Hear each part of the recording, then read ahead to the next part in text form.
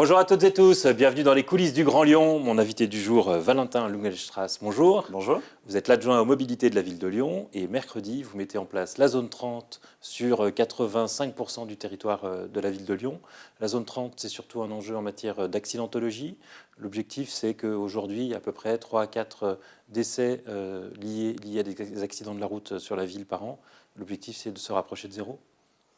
Oui, absolument, vous avez tout dit. L'enjeu premier de la ville 30, c'est effectivement la sécurité routière, parce qu'aujourd'hui, on a encore, par exemple, sur les dernières 5 années, une quarantaine de morts rien que sur Lyon, avec des dizaines de blessés graves. C'est, je crois, pas du tout acceptable. Et donc, le fait d'abaisser la vitesse, effectivement... Alors, j'avais 15 morts entre 2016 et 2020, selon les chiffres que Oui, vous avez ça dépend si on prend tous les morts de la route ou si on prend les morts piétons ou mode actif, quoi. Ça dépend un peu des chiffres. Là, c'est vraiment tous les morts, effectivement, que j'ai inscrits. Et sur la métropole, c'est bien plus important, bien évidemment. Et l'enjeu premier, c'est celui, effectivement, d'abaisser la vitesse pour réduire le temps de réaction, pour réduire la distance de freinage et du coup, on espère réduire le nombre d'accidents que la gravité des accidents. En tout cas, c'est ce qu'on a pu observer dans les métropoles qui ont pu mettre en place la ville 30. Et on vise effectivement le zéro mort, zéro blessé grave à terme avec cette mesure-là, mais aussi d'autres à mettre en place. Alors, est-ce que c'est envisageable, alors qu'il y aura quand même beaucoup d'exceptions à cette zone 30, et globalement, tous les grands axes resteront à 50 km/h. On a envie de dire tous les axes où on peut rouler à plus de 30 km/h aujourd'hui en ville resteront à 50 km/h. Pas vraiment, il y a quelques grands axes effectivement qui restent à 50 km/h, mais il faut bien voir qu'on passe de 34% à 84% des voies à Lyon qui seront à 30 km/h ou moins, donc c'est une marche importante pour Lyon. Et en l'occurrence, la plupart de ces rues, on roule déjà en moyenne à 25 km/h. Oui, mais la moyenne, elle cache des disparités qui sont importantes, dans le sens où effectivement, quand vous êtes en heure de pointe, vous êtes dans des bouchons ou dans une situation où il y a en tout cas beaucoup de voitures, alors qu'en heure creuse, et qui sont quand même assez nombreuses, eh bien, vous n'avez pas cette situation-là. Donc il faut aussi regarder en dehors de la moyenne. Aujourd'hui, avec ces 84%, on va couvrir bien plus de 75% des accidents des dernières années qui seront justement désormais sur des axes qui passeront à 30 km/h ou moins. Donc on voit bien qu'il y a la grande majorité des accidents et donc des axes accidentogènes qui sont compris dans la ville 30. Et puis comme dit, il y a d'autres aménagements aussi à faire en matière de sécurité routière dans les prochaines années. Ce qu'on entend, c'est que là où on peut rouler vite, ce sera surtout la nuit. Ça veut dire que l'enjeu, ce sera surtout de faire respecter ces 30 km/h la nuit. Il y a un enjeu de faire respecter tout court, j'ai envie de dire. On aura des opérations de la police avec des contrôles vitesse, naturellement. On aura aussi tous les aspects pédagogie et communication, avec notamment 20 radars pédagogiques qui seront installés un peu partout dans la ville pour justement signifier aussi la vitesse et rappeler la réglementation, en plus des ellipses et des panneaux naturellement réglementaires. Et puis, la métropole travaille aussi avec la préfecture pour installer des radars vitesse, donc qui sont assez peu nombreux aujourd'hui sur la métropole dans son ensemble d'ailleurs, et qui permettront aussi du coup à toute heure de fonctionner et de contrôler la vitesse. Et vous avez une brigade de la police municipale qui est spécialement dédiée au contrôle de vitesse, équipée de jumelles. C'est ça, oui. Si j'ai bien compris, ils ne mettront pas d'amende pendant un mois. C'est ça, on a défini une période pédagogique où la communication et la pédagogie continuent, donc un mois où il y a des contrôles qui auront lieu, mais qui donneront lieu à une information, un rappel de la ville 30, et ensuite la police municipale, en l'occurrence surtout l'unité mobile de circulation, avec ses jumelles pourra effectuer des contrôles qui donneront lieu à verbalisation, c'est ça. Alors l'autre grand sujet qui est actuellement en concertation, c'est l'apaisement de la presqu'île. Vous parlez d'ailleurs désormais d'apaisement et plus de piétonisation, comme c'était dans votre programme. On a reçu la semaine dernière le président de l'association Droit du piéton qui a exprimé sa colère à ce sujet. Est-ce qu'il y a une baisse d'ambition en matière de piétonisation de la presqu'île ? Je ne crois pas qu'il y ait de baisse d'ambition, parce que justement, on a une ambition très forte, en l'occurrence, c'est d'apaiser vraiment tout le secteur qu'on avait défini initialement, c'est-à-dire de la place Carnot jusqu'au boulevard de la Croix. C'est un secteur assez énorme, vous l'imaginez, enfin, vous le connaissez. Et justement, cette ambition forte, on la garde, mais on n'imagine pas dire aux riverains qu'ils ne pourront pas accéder à leur cour intérieure ou à leur garage. Et du coup, le dispositif adapté pour donner toute la place aux piétons, tout en étant compatible avec les différents usages, les riverains, les livreurs naturellement aussi, mais aussi quelques autres ayants droit, c'est bien l'outil de la zone à trafic limité, tel que le pratiquent un certain nombre de villes italiennes. Zone à trafic limité, c'est en gros les riverains, les livreurs à certaines heures peuvent rentrer dans le périmètre, circuler dans le périmètre. Par contre, effectivement, sinon, il n'y a plus de trafic de transit et donc le piéton, les modes actifs en général, ont toute la place de l'espace public. Ce qui veut dire, c'est qu'entre Perrache et la Croix-Rousse, on ne pourra plus rouler à partir de 11 h du matin. Les riverains pourront naturellement accéder, mais il n'y aura pas de trafic de transit. Là, pour le coup, à aucune heure, il y a seulement les livreurs qui auront la possibilité de livrer les commerces naturellement, de récupérer des déchets. Enfin, voilà, tout ça reste bien évidemment valable. Ça dépendra du résultat de la concertation ou c'est quelque chose sur lequel vous vous engagez dès aujourd'hui?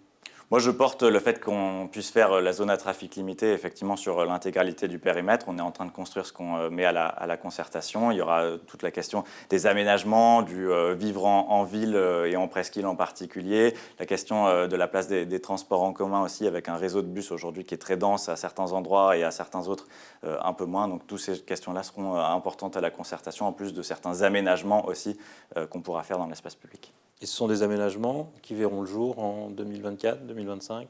Oui, l'objectif, c'est de mettre en place les aménagements d'ici la fin du mandat. Il y aura un certain nombre d'aménagements qui pourront être faits plutôt à court terme, on va dire, dans les 1-2 ans. D'autres qui prendront un peu plus de temps, d'abord parce qu'ils sont un peu plus importants et puis parce qu'on prendra aussi le temps de les concerter plus dans le détail.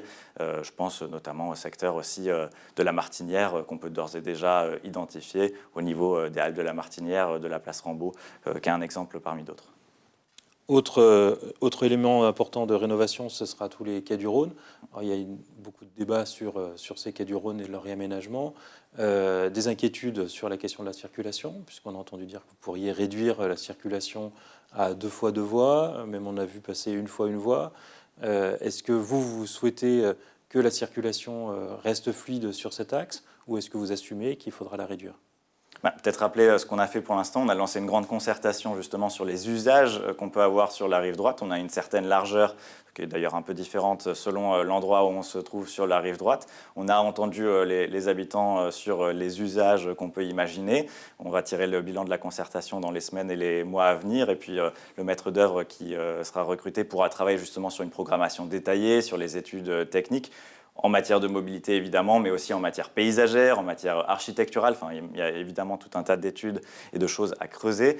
Et en termes de mobilité, justement, il faut se dire que pour rajouter des usages, par exemple une promenade végétale telle que c'est fortement ressorti un peu à l'instar des berges du Rhône, il faut prendre la place quelque part. C'est toujours, on travaille toujours sur un espace défini partout en ville. Et du coup, il faudra qu'on discute de quelle place on laisse aux voitures, sachant qu'on a quand même un développement très important des alternatives à la voiture qui est développé dans les années à venir, que ce soit à court terme ou à plus long terme. Je pense au prolongement du métro B à Oullins et à Saint-Genis qui aura lieu dans 1 ou 2 ans. Et qui est un axe important justement des personnes qui circulent sur la rive droite. Le travail qu'on mène aussi sur les lignes 40 et 70 sur le Val-de-Saône, pareil, qui est un axe avec énormément de personnes qui circulent aujourd'hui en voiture sur la rive droite. Le covoiturage, le vélo, et puis à terme aussi, bien sûr, le T10, le BHNS, la ligne E, tous ces modes-là permettront justement aussi de soulager l'axe nord-sud sur la presqu'île. C'est aussi un des reproches qui vous est régulièrement fait. Vous avez parlé du plan d'aménagement du métro et de ces nouvelles lignes, mais qui sont attendues sur 2 ou 3 mandats. Pareil, l'aménagement des quais du Rhône, vous avez annoncé que ça se ferait sur 2 ou 3 mandats. Et il faudrait savoir, vous avez été élu sur l'idée que c'était le dernier mandat pour le climat. On fera une première partie de la rive droite dans ce mandat, et là, il n'y a pas de souci. Après, vous voyez bien le linéaire, c'est 2 km d'infrastructures existantes lourdes, assez costauds, avec une certaine largeur malgré tout. Donc, pour étudier tout ça finement, techniquement, pour le mettre en travaux, ce sont effectivement des années d'études, des budgets importants aussi. Donc, nous, on s'est engagé à déjà penser l'intégralité de la rive droite, à entamer les travaux. Et tout ça, ça se fera du coup, effectivement, aussi sur le mandat prochain, voire au-delà.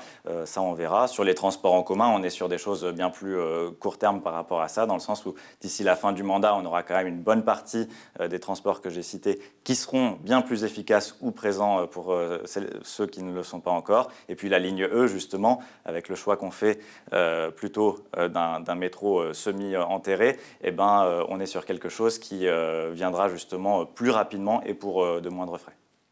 Un mot sur l'application Pay by Phone qui a été remplacée par une nouvelle Flowburn. Donc c'est pour payer son stationnement à distance avec son téléphone. Beaucoup de bugs dans la mise en place. Est-ce que vous regrettez d'avoir changé d'opérateur ?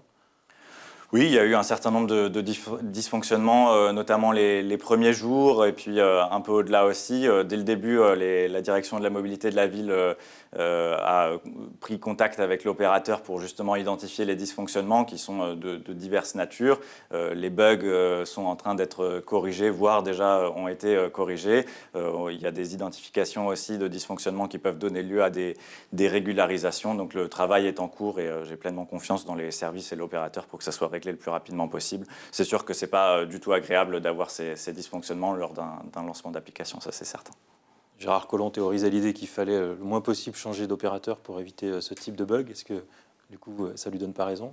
Peut-être qu'il faut rappeler la réglementation en matière de mise en concurrence. Lorsqu'un marché arrive à terme, il faut remettre en concurrence et on rabat les cartes avec des critères qui sont définis à l'avance. Donc le critère de la continuité n'est pas régulier d'ailleurs, hein, il ne peut pas être inscrit. Donc on peut en discuter d'une manière philosophique, mais dans les faits, ce n'est pas quelque chose qui est possible aujourd'hui en France d'une manière en tout cas régulière. Vous avez la responsabilité du mobilier urbain.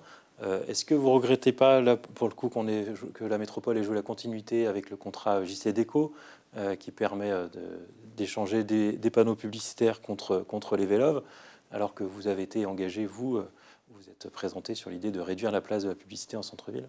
On va fortement réduire la place de la publicité en centre-ville, pour le coup. Le règlement local de publicité qui est en enquête publique aujourd'hui va viser justement une réduction assez forte, avec notamment les panneaux les plus importants, en dédensifiant aussi les possibilités de publicité, en réduisant les tailles, en réduisant aussi les horaires en matière d'éclairage, de rétroéclairage de la publicité. Donc je trouve qu'on a abouti à un règlement local de publicité qui est très ambitieux, le plus ambitieux de France d'ailleurs de loin. On se rapproche d'un certain nombre de villes européennes.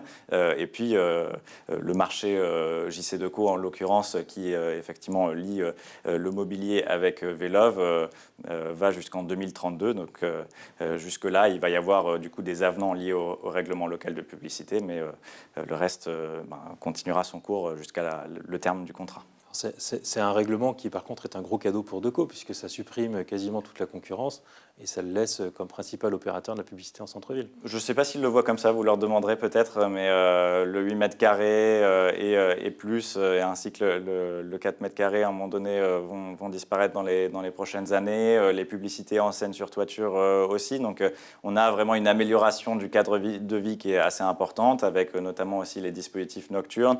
On a une affirmation du fait que les dispositifs numériques aussi ne peuvent pas être dans l'espace public, ce qui n'est déjà pas le cas à Lyon, mais on l'affirme pour qu'on n'ait pas d'effet d'aubaine sur ces sujets-là. Donc on a une ambition assez forte en matière de réduction de la publicité, puis on pourra regarder effectivement et se comparer à des villes comme Amsterdam ou d'autres qui ont été des précurseurs en le domaine. Un mot sur le covoiturage. Vous avez suscité un peu de polémique, notamment sur Twitter, en disant vous êtes en voiture tant pour lutter contre Poutine que pour le climat et votre porte-monnaie, passez au covoiturage. L'amalgame qui a été fait sur Twitter par vous de dire que finalement les automobilistes sont pro-Poutine a choqué. Est-ce que ce sont des termes que vous regrettez ? Non, ce n'est pas un amalgame d'ailleurs, et puis il faut reprendre en bon français ce que j'ai dit. Je n'ai pas du tout dit qu'un automobiliste était pro-Poutine. J'ai dit si on veut lutter contre Poutine, c'est-à-dire éviter qu'on verse des centaines de millions, des milliards aujourd'hui par jour pour le pétrole russe, pour le gaz russe, eh bien il y avait la solution notamment du covoiturage, notamment de l'abaissement de la vitesse. Et d'ailleurs, ce ne sont même pas des propositions que j'ai formulées moi-même, mais l'Agence internationale de l'énergie, qui est d'ailleurs pas forcément connue pour des mesures de sobriété, a publié justement il y a quelques jours 10 propositions pour à court terme augmenter notre résilience énergétique, diminuer notre dépendance notamment vis-à-vis de la Russie sur les questions énergétiques, et le covoiturage, l'abaissement de la vitesse sont des choses qui sont possibles à court terme, assez facilement, et c'est pour ça que ça s'est retrouvé tant dans les propositions que dans mon tweet, et qui a effectivement eu un relais médiatique assez important. Un dernier mot, vous étiez hier au meeting de Yannick Jadot à Paris avec un certain nombre d'élus lyonnais. On a envie de dire enfin, parce qu'on vous a très peu vu, les élus écologistes lyonnais, dans cette campagne. Alors Yannick Jadot était venu à Lyon pour présenter son programme avec de nombreux élus qui étaient présents aussi. On a une campagne qui est importante, même si, vous le savez, elle est bizarre cette campagne présidentielle parce que le président de la République s'est déclaré tardivement. On a évidemment la guerre en Ukraine. Voilà, on a tout un tas de choses qui fait que cette campagne ne démarre pas. Les Français ont du mal Mais on à vous voit assez peu sur les marchés. s'intéresser. Quand on va sur les marchés, ce ne sont pas les écologistes qu'on voit en premier. Non, alors que on vous nous êtes au voit pouvoir. sur les marchés. Après, c'est vrai que quand on est dans un exécutif, on a un peu moins le temps et il faut un peu jongler entre l'agenda de la campagne et l'agenda, notre engagement au sein de la collectivité. C'est vrai, on est nombreux de faire le choix de continuer notre engagement pour la collectivité parce qu'on est encore en début de mandat, donc on a encore un certain nombre de choses à lancer. Vous voyez, des concertations, des grands projets. Mais on a eu beaucoup d'enthousiasme hier lors du meeting de Yannick Jadot. On voit qu'il y a une dynamique, le Zénith de Paris était rempli. Donc voilà, on espère que dans les 2 prochaines semaines, effectivement, on parlera enfin de climat, d'énergie, de justice sociale, ce qui n'est pas le cas aujourd'hui. Mais lundi prochain, il y aura le 3e volet du rapport du GIEC. Donc j'espère que ce sera le cas cette fois-ci. Dans l'actualité, est-ce que finalement vous ne souffrez pas du succès du livre de Jancovici qui reproche aux écologistes d'abandonner le nucléaire et qui voit dans le nucléaire une des solutions face au réchauffement climatique ? Je connais bien Jean-Marc Jancovici et je peux vous dire qu'on a bien plus de convergence avec Jean-Marc Jancovici que de divergence.